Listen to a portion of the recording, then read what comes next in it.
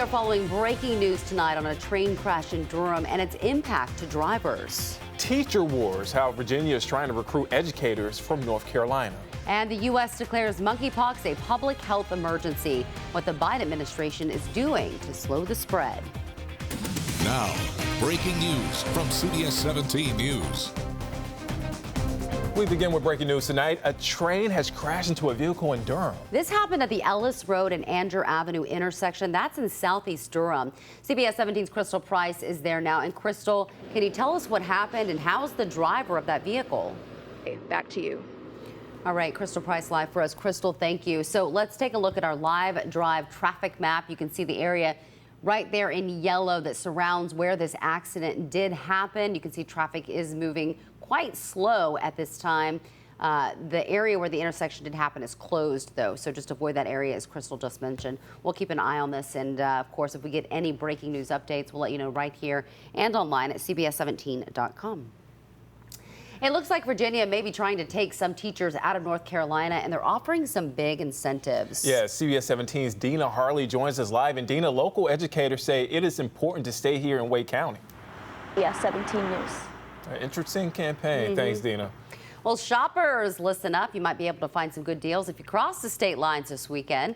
That's because it's tax-free weekend in both South Carolina and Virginia. Actually starts tomorrow at 12:01 a.m., although I'm not sure if any of the stores will be open. Back-to-school necessities like electronics, clothes, and school supplies are tax-free. North Carolina eliminated that tax holiday back in 2013.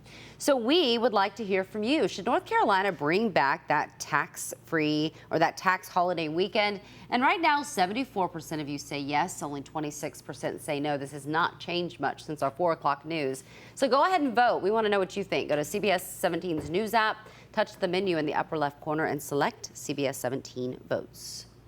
The Biden administration has declared the monkeypox outbreak a national public health emergency. That 6,600 cases have been reported so far here in the U.S., up 1,600 cases since last week. More than 600,000 vaccine doses have been given out thus far, and around 80,000 tests are now available each week.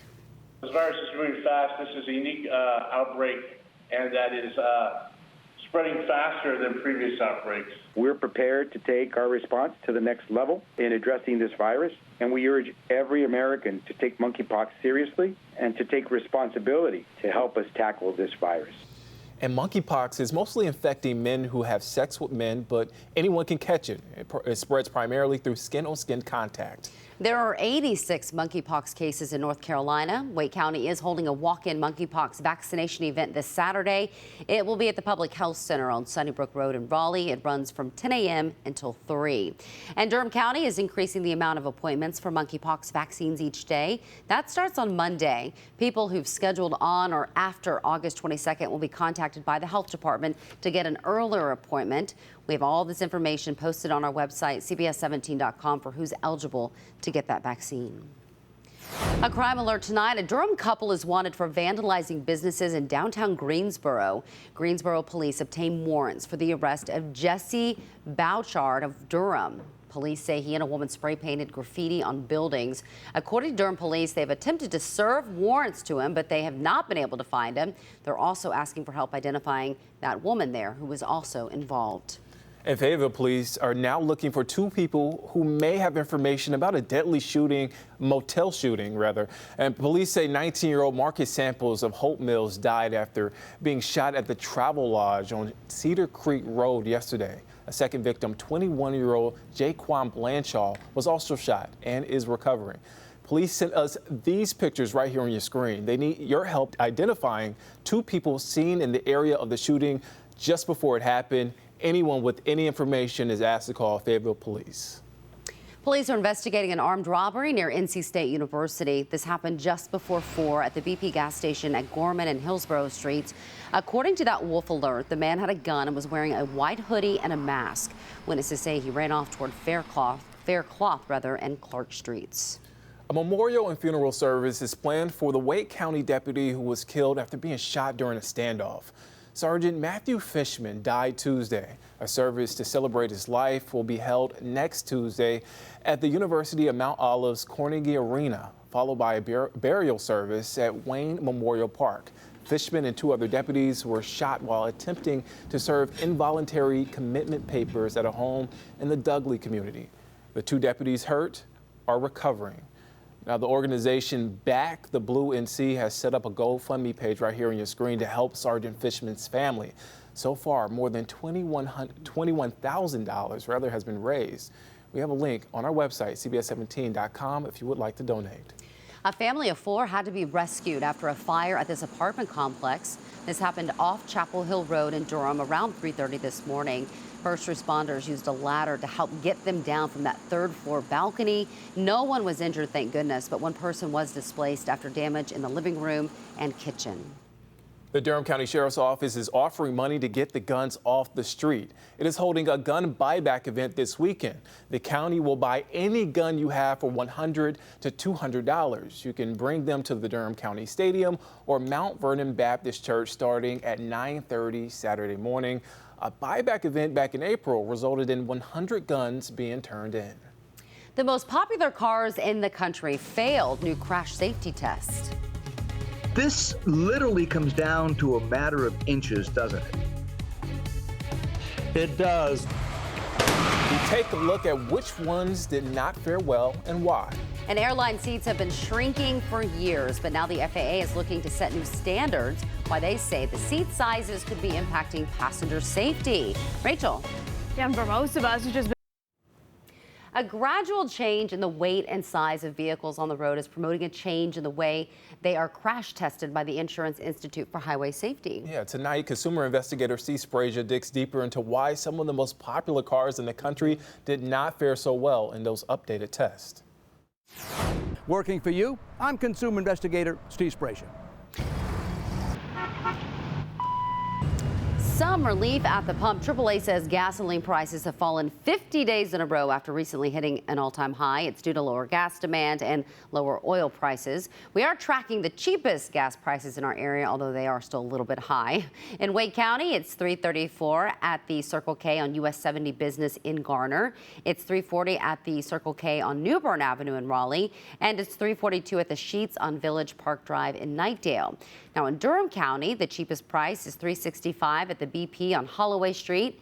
It's $3.79 at the Shell on South Miami Boulevard and $3.89 at the Sheetz on Davis Drive. Now in Cumberland County, it's $3.25 at the Circle K on Gillespie Street in Fayetteville, $3.35 at the Walmart Neighborhood Market in Hope Mills, and $3.37 at the Mobile on Owen Drive in Fayetteville. Governor Roy Cooper visited the Virginia coast today to tour the offshore wind project. It is nearly 30 miles off the coast of Virginia Beach. Right now, there are plans to build these turbines off the North Carolina coast in Kitty Hawk and in Long Bay near Wilmington. Governor Cooper says this trip was an opportunity to see how the turbines work and all precautions taken to protect marine life and boulders. When you think about offshore wind, there's really not a better spot than off the coast of Virginia and North Carolina. We have a lot of wind. We know that the energy that is created by offshore wind is significant. And Governor Cooper says clean energy is the future of our economy, saying it will bring great paying jobs. Now, last year, he issued an executive order laying out goals for offshore wind energy development. The state hopes to produce 2.8 gigawatts of offshore wind energy by 2030 and 8 gigawatts by 2040. Achieving those goals will power roughly 2.3 million homes. Yeah, and that requires it to be pretty windy outside. Definitely not out there today. It is, you walk out there and it's just like the heat overcomes you, right? yeah, it's like a wet blanket just like thrown in your face. But hey, we'll take anything we can get this time of year. Halfway decent sounds good to me, Rachel. I don't know about that 94 Monday and Tuesday. Thank you. Well, coming up at 5:30, the largest group of voters in the state doesn't have representation on the State Board of Elections. How a new lawsuit looks to change a more than 100-year-old law. And airline seats have been getting smaller and smaller. Coming up, how the changes could be putting you in danger. You're watching CBS 17, local news that matters. Airfares have gone sky high in recent months, and airlines have been shrinking the size of their seats for years. Now the FAA is asking for public feedback on the size and safety of airline seats. Chris Van Cleve reports. American public is becoming more and more obese. Chris Van Cleve, CBS News, Washington. Now, FAA research has found that seats closer than 28 inches could present a challenge when needing to get out of a plane in a hurry. As they draft new regulations, there is a 90-day public comment period to hear about safety concerns. As more people make vacation plans, airlines struggling to hire workers. Fayetteville Regional Airport is getting a head start on securing future aviation leaders with its youth camp. 60 kids took part in today's camp, exposing them to different career roles in aviation, including pilots and control tower operators. We'll hear from some of those kids tonight at 6 o'clock. DPAC remains one of the top theaters in the U.S. for the first half of the year. The theater earned the #1 spot in tickets sold. That's according to new rankings from Venues Now. In another new ranking from Billboard magazine, DPAC ranked as the 5th most successful venue in the country. Last month, DPAC placed 5th in ticket revenues in the mid-year by Pollster magazine. They welcomed more than 450,000 guests last season. I'm almost 2 years here. I still haven't been to a show. I keep procrastinating. I know, and I love live shows. It's a wonderful venue, but